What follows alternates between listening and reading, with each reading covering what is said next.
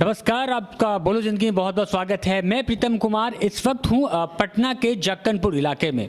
जी हाँ, जैसे ही आजकल जब हम अपने शहरों में अन्य जो संस्थान देखते हैं, जो शिक्षण संस्थान हैं, वो व्यापारिकता की ओर बढ़ते जा रहे हैं, मगर वही कुछ ऐसे संस्थान भी हैं जो अभी शिक्षा को ही प्राथमिकता देते हैं। जाता है यहाँ के स्टूडेंट से जब हम पूछते हैं, बातें करते हैं तो और उनसे पूछते हैं कि आप किस संस्थान में पढ़ती हैं या पढ़ते हैं, तो वो साधारण तौर पर उनका कहना यही होता है कि हम बिहार के नंबर 1 क्लास में कोचिंग में पढ़ते हैं।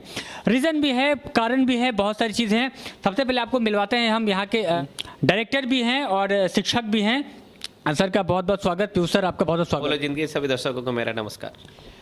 मैं 2018 से स्वर्ट कॉमर्स की स्टूडेंट हूँ और मुझे यहाँ पे ओवरऑल ग्रोथ भी मिला है अपार्ट फ्रॉम एजुकेशन। फ़ी बहुत ही नॉमिनल चार्ज है, जैसा कि 8000 सर नॉमिनल रखते हैं और उसके अलावा कोई ग्रोथ नहीं हुई है। सर जो है समय के साथ लोग फ़ी को बढ़ाते हैं, बट सर ने स्टेबल ही फ़ी को रखा है महंगाई को देखते हुए। इसलिए मैं कह रहा था कि ये संस्थान जो है अभी भी शिक्षा को प्राथमिकता देती है। देखिए, मैंने तो स्टार्टिंग में मेरे एक फ्रेंड ने मेरे को रेकमेंड किया कि तुम इस इंस्टीट्यूट में जाओ, तो मैं गई। तो in a very short period of time I learn a various thing.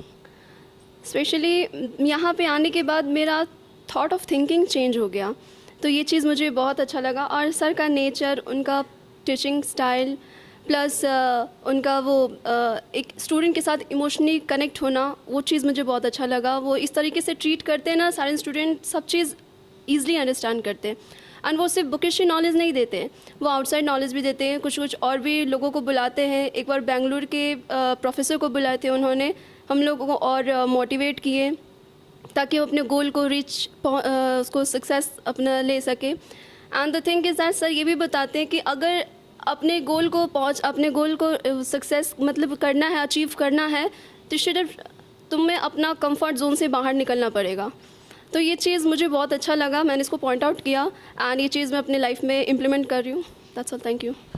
चलिए, तो जिस तरह से विद्यार्थियों की जो बात है, जो सच्चाई है, वो एक शिक्षक बता सकता है और एक शिक्षक की सच्चाई जो है वो उसके विद्यार्थी ही बता सकते हैं। इसलिए मैं डायरेक्टली आपको यहाँ के स्टूडेंट से बात करा रहा हूँ। वो क्या फील करते हैं, उनके नज़र में क्या फीडबैक है, वो आपको बताएंगे। जब हम मैट्रिक एग्ज़ाम दिए थे तो मेरा रिज़ल्ट बहुत ख़राब आया था, बट कोचिंग के बारे में हमको पता चला, तो इसी कोचिंग में हम क्लास किए और यहीं से बहुत अच्छा किए। सर से पिटाना, सर सब कुछ करना और अच्छा डिवीज़न लाने का बहुत कुछ ऐसा बात है। सर बोले 3 बात को फॉलो करो, हम 3 बात को फॉलो किए। चलिए, पिटाई जो होती है ना, वो दरअसल में वो प्रसाद होता है इस संस्थान का, ठीक है, तो हर संस्थान में अवेलेबल होता है।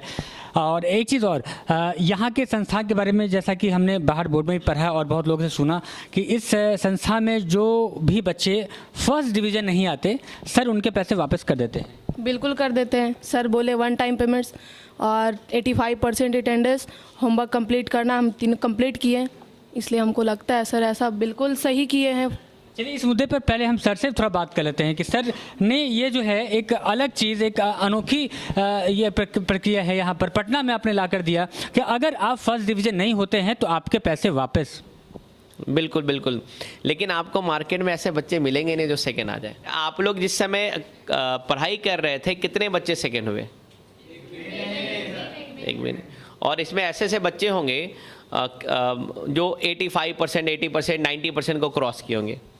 तो पढ़ाई इस प्रकार से, जैसे मैं जब पढ़ा करता था ना, तो मुझे लगा कि अगर मैं बच्चों को आउटपुट नहीं दे सकता हूँ तो पैसा वापस कर देना चाहिए। तो ये चैलेंज जो है ये बच्चों को नहीं, मुझे है कि मैं अगर पढ़ाऊँ तो हर एक बच्चा कम से कम फर्स्ट डिवीज़न आना चाहिए।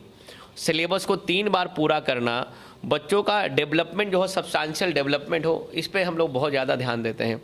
और हर बच्चों से पूछिएगा ना, तो वो सबसे पहले वो सेल्फ कॉन्फिडेंस बहुत ज़्यादा है।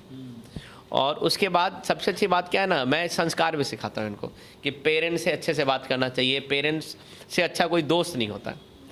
ये सबसे इम्पोर्टेंट है। एक्चुअली बेसिक एजुकेशन जो है यही होती है, इसके बाद ही जो है हम कुछ सीखना शुरुआत करें तो बेहतर सीख पाते हैं। तो ये सबसे इम्पोर्टेंट है पेरेंट्स। और जब पेरेंट्स से आप क्लोज होते हैं ना, तो सारे गलती और अच्छाइयाँ पेरेंट्स आपको बता देते हैं। बाकी हमारा रिपोर्ट कार्ड तो हमारे बच्चे देंगे। ऑफ कोर्स बहुत अच्छा है, सबके साथ फ्रेंडली रहते हैं, अच्छे से बताते हैं सब कुछ।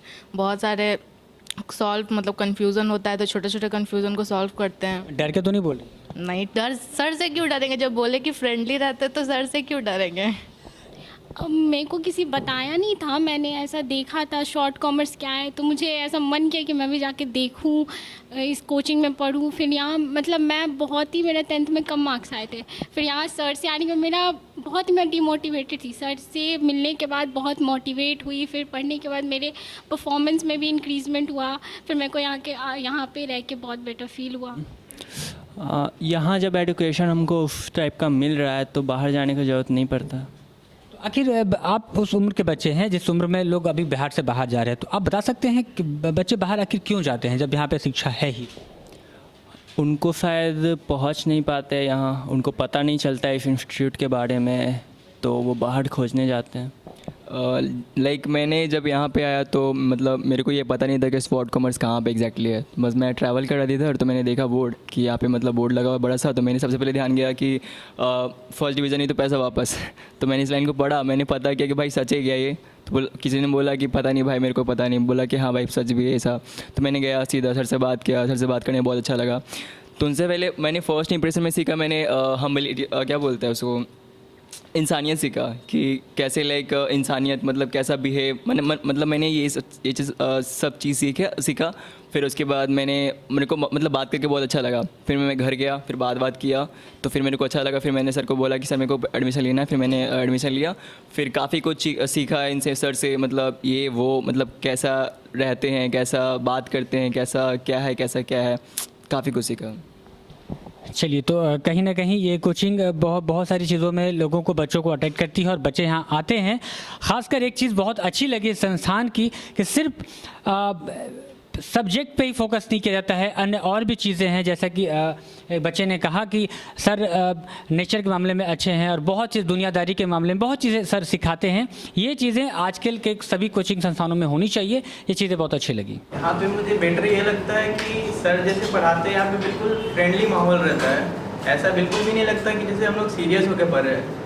और फ्रेंडली माहौल होने के बाद क्या होता है कि हमें कोई भी चीज़ जो है वो बिल्कुल अच्छे तरीके से समझ में आती है। ऐसे प्रेशर नहीं पड़ता हमारे ब्रेन पे कि हमें ये चीज़ बिल्कुल प्रेशराइज होकर पढ़ना है। सर बिल्कुल अच्छे से हम लोगों को समझाते हैं और हम जो है क्लास में सबसे ज़्यादा सर को परेशान करते हैं, छेड़ के किसी भी क्वेश्चन को पूछते हैं।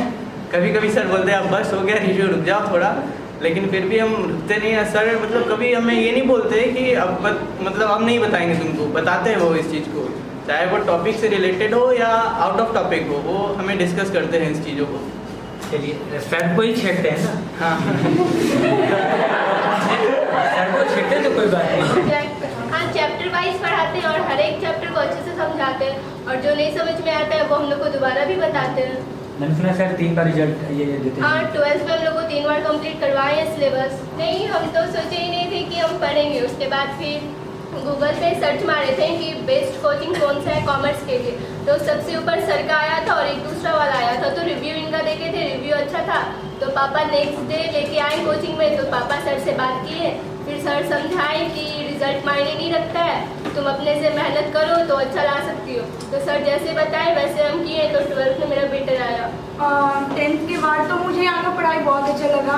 सर हर चीज़ को 3 बार कंप्लीट करवाते हैं और जो भी हम लोग को सर क्वेश्चन या होमवर्क देते हैं, तो सर का एक चीज़ बहुत अच्छा लगता है कि वो जो भी क्वेश्चन देते हैं उसको बोलते हैं कि 5 टाइम्स 4 टाइम्स बनाकर आना है। और इसकी वजह से हम लोगों का रिजल्ट बहुत सही आता है, क्योंकि एक क्वेश्चन हम लोग 5 टाइम्स 4 टाइम्स बना रहे थे, तो हम लोगों को अच्छा ईजी हो जाता है बनाने को आगे क्वेश्चन।